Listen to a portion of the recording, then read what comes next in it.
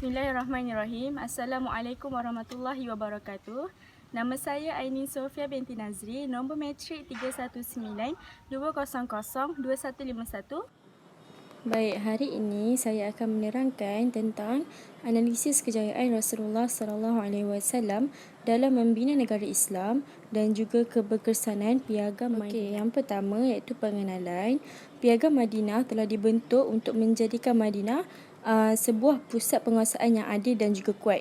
Piagam Madinah adalah perlembagaan bertulis yang mengaitkan tentang politik, ekonomi dan juga sosial. Perlembagaan ini dirangka oleh Nabi Muhammad SAW dan berpandukan kepada wahyu Allah. Piagam Madinah juga menjadi dasar pemerintahan kerajaan Islam Madinah yang sangat mementingkan keadilan terhadap semua bangsa. Seterusnya, Piagam Madinah ni juga dia merupakan satu perjanjian antara ketua negara dengan rakyat dan juga perjanjian antara orang Islam dan bukan Islam. Dan seterusnya, kandungan Piagam Madinah terbahagi kepada beberapa bahagian. Untuk latar belakang kajian, Nabi Muhammad SAW merupakan penutup para Nabi dan juga Rasul-Rasul Allah sebagaimana firman Allah dalam surah Al-Ahzab yang bermaksud, tidaklah Muhammad itu bapa bagi seseorang dari kalangan kamu, akan tetapi dia adalah Rasul Allah dan juga penutup para Nabi. Surah Al-Ahzab ayat 40. Nabi Muhammad juga ada bersabda dalam hadisnya yang bermaksud, aku adalah Nabi yang terakhir dan tidak ada Nabi selepasku. Ada juga satu perumpamaan dalam hadis ni disebutkan dalam hadis baginda bermaksud, perumpamaan aku dengan nabi-nabi sebelumku ialah seperti seorang lelaki yang membina sebuah bangunan, kemudian dia memperelok dan mencantikkannya kecuali satu tempat batu bata di satu sudutnya. Ketika manusia mengelilingi bangunan tersebut berkata, cantik kalau ada batu bata di sini, maka akulah batu bata itu dan akulah penutup segala nabi. Berikut itu adalah contoh merupakan perumpamaan tentang hubungan Rasulullah dengan para nabi terdahulu. Ajaran yang dibawa oleh Rasulullah dengan nabi-nabi terdahulu ni adalah sama, kecuali tujuan kedatangan baginda adalah sebagai pertama adalah takkid, iaitu penegasan, dan kedua adalah tatmim, iaitu penyempurnaan. Jadi kat sini kita faham yang Rasulullah ni dia diutus untuk membenarkan ajaran yang dibawa oleh nabi-nabi terdahulu dan menyempurnakan kitab-kitab yang telah diturunkan sebelum ini. Nabi Muhammad SAW dilahirkan di tengah-tengah kota Mekah Al-Mukarramah pada hari Isnin 12 Rabiul Awal bersamaan dengan 20 April 570 Masihi, iaitu pada tahun Gajah. Baginda dilahirkan dalam keadaan yatim setelah ayahnya Abdullah bin Abdul Muttalib wafat semasa baginda berusia 2 bulan di dalam kandungan. Objektif kajian ada 3. Yang pertama adalah untuk mengkaji tentang Piagam Madinah. Yang kedua untuk mengkaji tentang isi kandungan Piagam Madinah. Dan yang ketiga untuk mengkaji tentang peranan Piagam Madinah. Seterusnya adalah kepentingan kajian. Kenapa kajian ini dilakukan? Yang pertama adalah untuk mengetahui sejarah Islam tentang Piagam Madinah ini dengan lengkap. Jadi kita dapat tahu bermacam-macam apakah matlamat, apakah kesan, apakah cara, macam mana terjadinya Piagam Madinah ni. Seterusnya adalah merupakan pengetahuan untuk ibu bapa. Kerana ibu bapa ni dia mendidik anak-anak daripada kecil. Jadi bila dia tahu tentang kisah-kisah sirah ni, dia akan menceritakan kepada anak-anak. Yang ketiga adalah untuk mengaplikasikan dalam kehidupan seharian, terutamanya dalam sirah Piagam Madinah ini, sejarah tentang Piagam Madinah. Macam mana seorang pemimpin iaitu Nabi Muhammad SAW memimpin kota Madinah untuk menjadi sebuah negara, untuk menjadi satu pusat pentadbiran yang sangat adil. Seterusnya kita masuk kepada bab 2, iaitu apakah itu Piagam Madinah.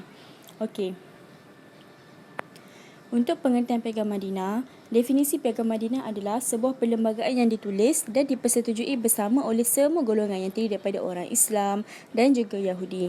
Keduanya telah menjadi warga negara Madinah di bawah pimpinan Rasulullah SAW. Piagam Madinah ini merupakan asas kepada pembentukan negara Islam oleh Rasulullah SAW. Perlembagaan Madinah juga dikenali sebagai Perjanjian Madinah, Sahifah Madinah dan Dustur Al-Madinah. Ianya merupakan perjanjian politik yang dibuat antara Nabi dengan penduduk Madinah yang terdiri daripada pelbagai bangsa, termasuklah orang Muhajirin, Ansar dan Yahudi. Piagam Madinah ini telah dirangka oleh Nabi Muhammad dengan petunjuk wahyu. Seterusnya, keadaan Madinah sebelum Rasulullah SAW berhijrah. Madinah sebelum adanya kedatangan Islam ni, dia telah dikenali dengan nama Yasrib. Penduduk di Madinah pula terdiri daripada dua golongan. Golongan yang pertama adalah bangsa Arab dan golongan yang kedua adalah bangsa Yahudi. Bangsa Arab merupakan mereka yang daripada suku Aus dan Khazraj yang berasal daripada Yaman. Mereka menganut pelbagai kepercayaan dan kaum ini mempunyai kepakaran dalam bidang pertanian juga penternakan. Tetapi mereka sentiasa bermusuhan dan berperang. Sejarah tentang bagaimana suku Aus dan Khazraj ini boleh menetap di Yasrib adalah kerana memiliki hubungan yang erat dengan penyebaran suku Aus yang tinggal di Yaman. Suku Aus dan Khazraj ni dia adalah sebahagian daripada kelompok Azdian yang meninggalkan tanah kelahiran mereka kerana banjir yang dah merosakkan bendungan Ma'rab. Perang pertama bernama Perang Sumair dimenangi oleh kaum Aus, tetapi perang-perang yang berikutnya sebahagian besarnya dimenangi oleh kaum Khazraj. Dan perang terakhir yang berlaku iaitu pertempuran Bu'aiz yang terjadi di Yasrib sebelum hijrahnya Rasulullah ke Madinah telah pun dimenangi oleh suku Aus. Jadi mereka telah pergi ke Mekah untuk buat perjanjian dengan suku Quraisy ni, namun suku Quraisy tak menghiraukan mereka. Jadi ketika inilah mereka mencuba untuk membina hubungan dengan Nabi Muhammad SAW. Seterusnya, keadaan Madinah selepas Rasulullah SAW berhijrah. Sebelum Rasulullah berhijrah, hanya ada dua golongan sahaja. Tetapi selepas Rasulullah SAW berhijrah ke Madinah, penduduk Madinah terdiri daripada 4 golongan, iaitu orang Islam. Orang Islam ini terdiri daripada kaum Muhajirin dan juga Ansar. Seterusnya, orang Yahudi terdiri daripada Bani Nadir, Bani Qainuqa dan Bani Quraizah. Seterusnya adalah orang munafikin, iaitu penduduk Madinah yang berpura-pura Islam.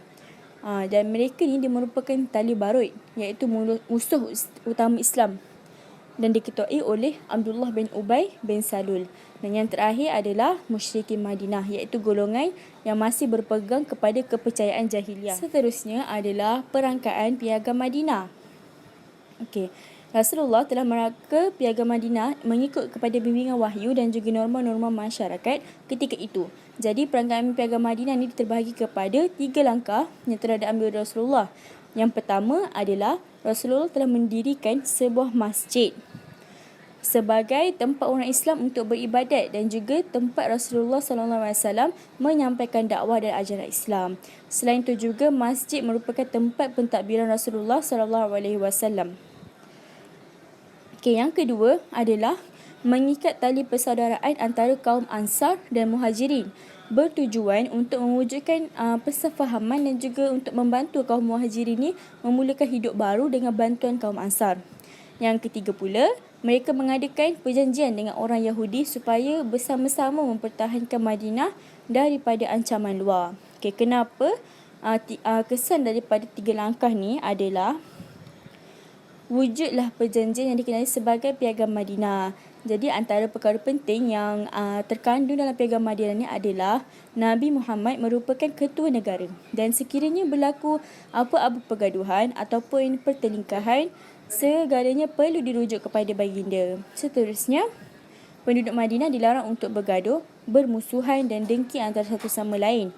Sebaliknya, mereka perlu sentiasa bersatu sebagai satu bangsa, iaitu bangsa Madinah. Seterusnya, penduduk Madinah bebas melakukan sebarang adat istiadat ataupun upacara keagamaan masing-masing. Dan penduduk Madinah perlu bekerjasama dalam masalah ekonomi serta berusaha untuk mempertahankan Madinah daripada serangan musuh-musuh terhadap kota Madinah. Akhir sekali, keselamatan Yahudi ini dijamin selagi mana mereka ni taat kepada perjanjian yang telah dibuat dalam Piagam Madinah. Adalah tujuan Piagam Madinah. Piagam Madinah bertujuan untuk menghadapi masyarakat majmuk Madinah yang terdiri daripada pelbagai kaum dan juga kepercayaan. Selain itu, untuk membentuk sebuah peraturan yang perlu dipatuhi bersama oleh semua penduduk Madinah.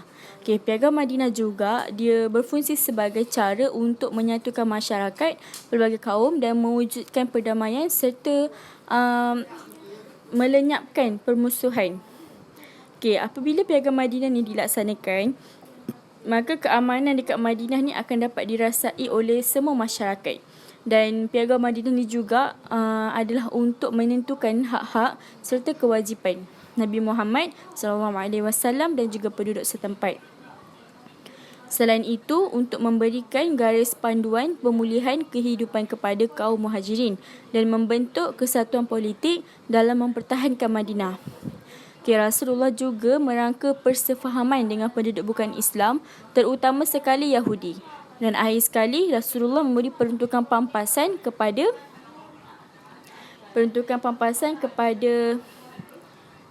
kaum muhajirin yang kehilangan harta benda dan keluarga di Mekah. Seterusnya adalah prinsip Piagam Madinah. Piagam Madinah telah diwujudkan dengan beberapa prinsip yang dipegang kukuh oleh pemerintah. Antaranya adalah Al-Quran dan Sunnah adalah sumber hukum negara. Ini bermaksud setiap apa-apa pelaksanaan sesuatu dari segi ekonomi, pendidikan, perniagaan dan juga segalanya perlulah berlandaskan kepada Quran dan Sunnah. Seterusnya, kesatuan ummah dan juga kedaulatan negara. Pemimpin perlu sentiasa memastikan ummah dalam kota Madinah sentiasa bersatu dan menjaga kedaulatan serta kemaslahatan negara. Penduduk Madinah juga diberi kebebasan untuk bergerak dan juga tinggal di Madinah. Selain itu, mendapatkan hak dan tanggungjawab dari segi pertahanan serta mempertahankan negara. Mereka kena sentiasa bersama menjaga negara yang telah dibina dengan baik. Seterusnya, menjaga dasar hubungan yang baik dan juga saling membantu semua warga negara. Untuk menegakkan keadilan sosial ni, tanggungjawab itu diberi kepada pemerintah maupun individu dalam negara itu. Jadi beberapa undang keselamatan seperti hukuman qisas dan juga sebagainya telah pun dicatatkan. Masyarakat juga mendapat hak kebebasan untuk beragama. Dan bagi masyarakat yang bukan Islam juga mempunyai tanggungjawab terhadap negara. Dan akhir sekali adalah menjadi kewajipan untuk semua pihak dalam menjaga perdamaian di dalam negara tersebut. Yang ketiga adalah kita masuk kepada bab 3 iaitu kandungan Piagam Madinah. Kandungan Piagam Madinah ni terbahagi kepada 5 bahagian dan mempunyai 47 fasal. Yang pertama adalah pengenalan kepada Piagam Madinah. Yang kedua, kedudukan kaum-kaum dalam negara Islam Madinah. Yang ketiga, kewajipan umat Islam. Yang keempat, kedudukan kaum Yahudi. Dan yang kelima, kedudukan Yasrib iaitu Madinah sebagai sebuah kota yang suci. Yang pertama adalah pengenalan kepada Piagam Madinah.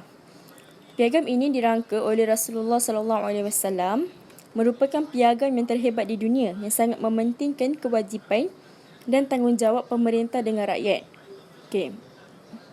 Isi kandungan Piagam Madinah ni menunjukkan yang tujuan dan juga objektif Piagam Madinah ini berjaya dicapai.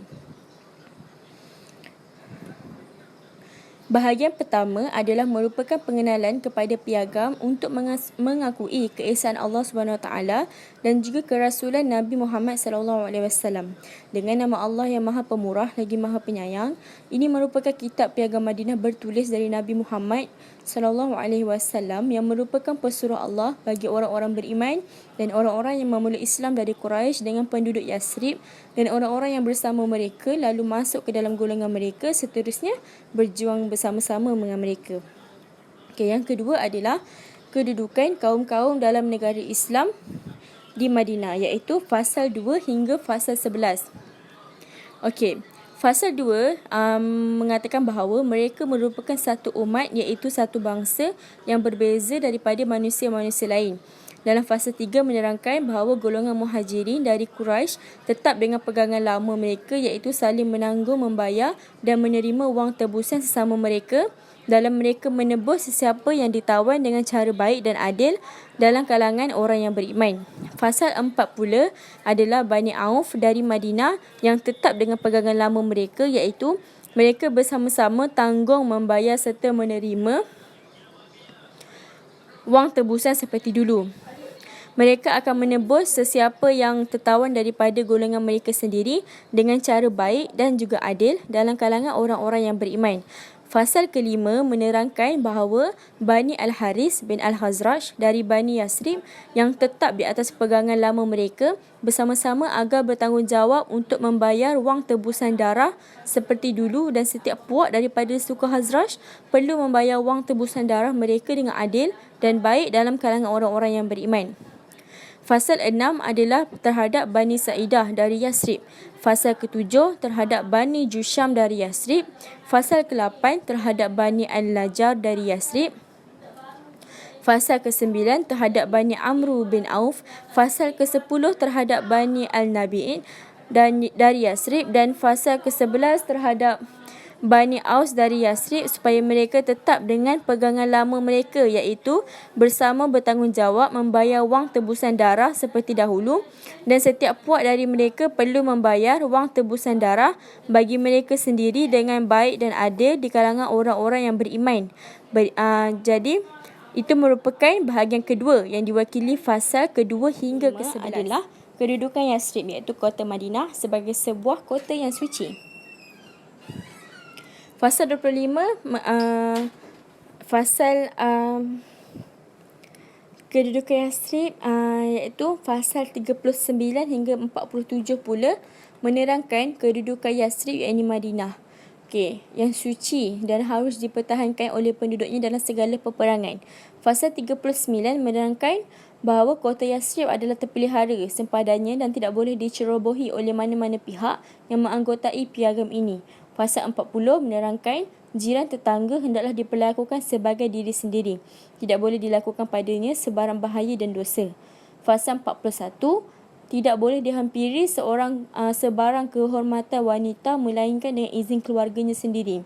Fasal 42, apa juga kemungkaran seperti membunuh atau apa juga pertengkaran di antara peserta piagam ini, sekiranya dikhawatiri membawa bencana, maka hendaklah dirujuk kepada hukum Allah dan kepada cara penyelesaian oleh Muhammad Rasulullah Allah Subhanahu Wa Taala.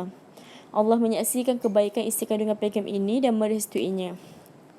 Fasal 43, tidak boleh diberi bantuan perlindungan kepada Quraisy, iaitu musuh. Begitu juga tidak boleh diberikan perlindungan kepada orang-orang yang membantunya. Fasal 44, perlulah dibantu untuk mempertahankan kota Yasrib daripada mana-mana pihak yang ingin mencerobohnya.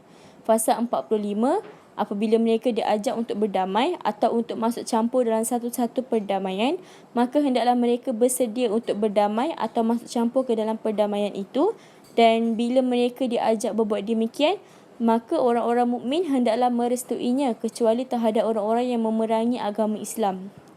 Fasal 46, bahawa orang-orang Yahudi Aus sendiri dan begitu juga orang-orang yang telah bersekutu dengan mereka hendaklah memikul tanggungjawab kewajipan bersama seperti mana-mana pihak yang lain yang menganggotai demi kebaikan mereka semata-mata dari anggota-anggota piagam ini. Mereka hendaklah berbuat kebajikan dengan tidak melakukan dosa, kerana siapa yang berbuat sesuatu maka dialah yang akan menanggungnya sendiri. Allah Subhanahu Wa Taala menyaksi akan kebenaran isi kandungan piagam ini dan merestuinya. Dan yang terakhir adalah fasal 47. Piagam ini tidak boleh dipakai bagi melindungi orang-orang zalim dan juga bersalah.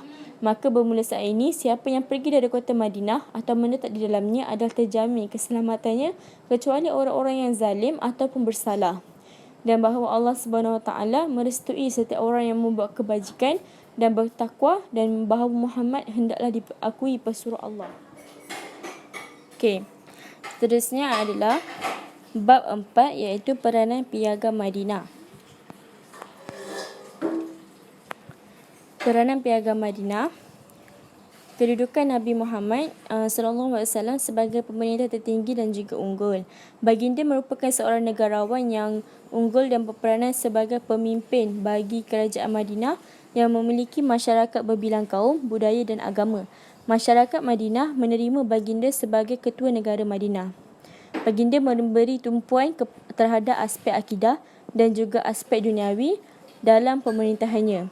Piagam Madinah meletakkan baginda sebagai ketua kerajaan dan hakim yang tinggi dan unggul. Sebagai ketua hakim, baginda menyelesaikan masalah yang dihadapi oleh masyarakat Madinah seperti perselisihan kaum berdasarkan hukum Allah Subhanahu Wa Taala dan keputusan baginda. Masalah ini juga diselesaikan dengan adil dan bermusyawarah. Baginda juga mewujudkan institusi kehakiman dan keadilan untuk menyelesaikan masalah yang timbul.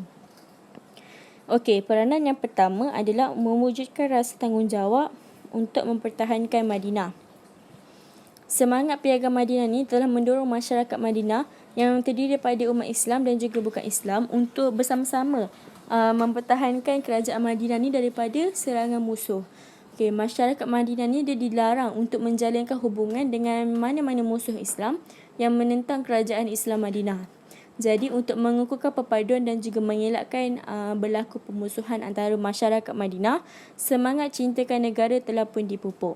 Oleh itu, semangat ini dapat mengelakkan musuh Islam untuk mengambil kesempatan demi menawan Madinah. Jadi kaum Yahudi dianggap sebagai warga negara Madinah seperti juga masyarakat Islam selagi mana mereka ni berusaha dan sentiasa melaksanakan tanggungjawab mereka mengikut kepada kandungan dalam Piagam Madinah.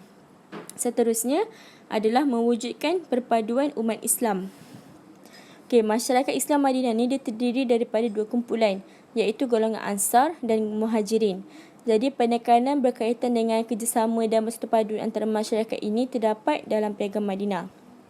Selain daripada masyarakat Islam, piagam ini juga dia merangkumi kedudukan kaum-kaum lain yang terdapat di Madinah seperti Yahudi, Aus, Khazraj, Quraisy, Parsi dan juga Habsyi.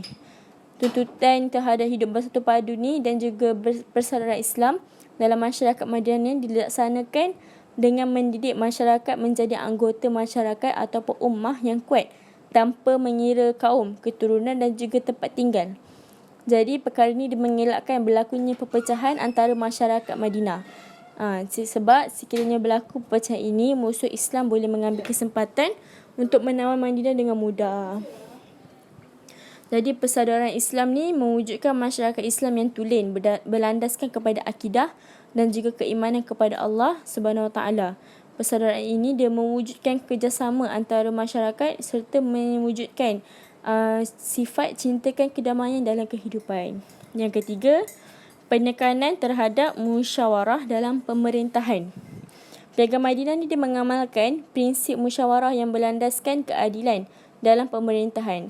Semua kaum diberikan hak untuk menyuarakan masalah masing-masing dan penduduk Madinah juga diberikan hak untuk menyuarakan pandangan terhadap pemimpin. Maka hal ini dia mengeratkan lagi hubungan antara rakyat dan juga pemerintah. Okey, seterusnya adalah untuk mewujudkan keadilan dan persamaan terhadap masyarakat Madinah. Bagi mengelakkan jurang perbezaan dan juga penindasan yang berlaku dekat dalam kalangan masyarakat Madinah ni, Piagam Madinah telah menetapkan persamaan antara semua penduduk tanpa mengira keturunan, bangsa dan juga kedudukan. Sepertinya antara pemerintah dengan yang diperintah, kekayaan juga dibahagikan sama rata untuk semua masyarakat supaya tiada penindasan golongan kaya ke atas golongan miskin.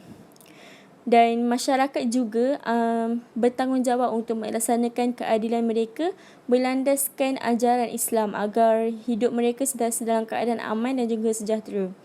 Keadilan yang dilaksanakan ini adalah mengikut kepada syariat Islam dan memberi hak dan juga kebaikan kepada mereka. Piagam Madinah ni dia dah menetapkan masyarakat Madinah tidak boleh bersikap zalim, contohnya menindas golongan lemah. Mereka perlu memiliki sikap tolong-menolong antara satu sama lain. Seterusnya adalah kedudukan kaum Yahudi. Masyarakat Yahudi ni diberi kebebasan untuk mengamalkan agama, adat dan juga budaya mereka. Tetapi mereka tidak boleh memaksa penduduk Madinah untuk menganut agama mereka. Dan masyarakat Yahudi juga tidak boleh menindas kaum ataupun golongan yang lemah. Dan keselamatan orang Yahudi ni terjamin selagi mana mereka ni patuh kepada Piagam Madinah. Okay, seterusnya adalah kebebasan beragama. Piagam Madinah beri kebebasan beragama terhadap kaum Yahudi dan juga penganut agama lain. Okay. Kebebasan ini diberikan sebab Islam menghormati kebebasan beragama, iaitu tak ada paksaan pun dalam kepercayaan untuk setiap individu. Yang kedua, untuk menghindarkan pemusuhan. Yang ketiga, untuk mengelakkan kaum Yahudi ni daripada menyebarkan agama mereka di Madinah. Okey, seterusnya adalah pembinaan sebuah kerajaan Islam yang kuat. untuk membentuk sebuah kerajaan Islam yang kuat ni, masyarakat Madinah bebas untuk membincangkan hal politik dan juga pentadbiran. Jadi Piagam Madinah ni dia telah memberi kesedaran dekat masyarakat Madinah bahawa diorang ni merupakan masyarakat yang utuh dan juga bersentiasa bersatu padu. Piagam ini juga menyatakan bahawa kerajaan Madinah ni adalah hak milik mereka semua. Jadi masyarakat Madinah bertanggungjawab untuk sentiasa mempertahankan kerajaan ini daripada ancaman musuh. Hak dan juga tanggungjawab penduduk Madinah diakui dalam Piagam Madinah tanpa mengira agama mereka. Dan penduduk Madinah yang beragama Islam serta bukan Islam tetap mempunyai hak yang sama dalam memperoleh perlindungan, keselamatan dan juga keadilan. Seterusnya adalah kebebasan masyarakat Madinah. Okey, penindasan kebebasan masyarakat Madinah ni iaitu penindasan ke atas golongan lemah seperti yang biasa dilakukan oleh kaum Yahudi dilarang kerana Piagam Madinah menjamin kebebasan hak asasi yang sama rata untuk semua penduduk. Yang kedua, menjamin keharmonian hidup masyarakat Madinah. Dan yang ketiga, kebebasan hak asasi ini meliputi kebebasan beragama, beramal, bekerja, bersuara dan sebagainya selagi mana tak bertentangan dengan ajaran Islam. Sebab kebebasan yang tiada batas ni mewujudkan kezaliman yang boleh memecah belahkan kepada ummah sebuah kerajaan. Seterusnya, menyatu padukan penduduk Madinah. Masyarakat Madinah ni terutama sekali umat Islam disatukan menerusi Piagam Madinah. Sebab Piagam Madinah ni dia menitik beratkan hubungan baik antara masyarakat Islam dengan masyarakat bukan Islam. Contohnya macam sifat hormat menghormati, tolong menolong dan sebagainya. Dan Piagam Madinah ini juga kita dapat rumuskan yang masyarakat Madinah ni dahulunya dia mengamalkan tradisi jahiliah seperti pentingkan diri, menjaga kaum masing-masing sendiri, tetapi disebabkan Piagam Madinah ni berubah dengan menerapkan nilai-nilai persaudaraan Islam. Okey. Dan akhir sekali adalah bab 5 iaitu penutup. Jadi segala yang terkandung dalam Piagam Madinah ni merupakan bukti keadilan dalam mengendalikan sebuah negara. Jadi Piagam Madinah ni cara mentadbir Piagam Madinah, cara mentadbir Kota Madinah ini perlulah dijadikan contoh dalam menaikkan seorang pemimpin yang adil dan juga bijak dalam mentadbir negara. Perkara ini penting supaya negara yang ada sekarang dapat mengikuti ajaran-ajaran yang mengikut kepada Al-Quran dan As-Sunnah serta mengikut cara Nabi Muhammad SAW memimpin sesebuah negara tu dengan telus dan berhemah. Tiada berat sebelah, tiada yang susah ataupun yang ditindas.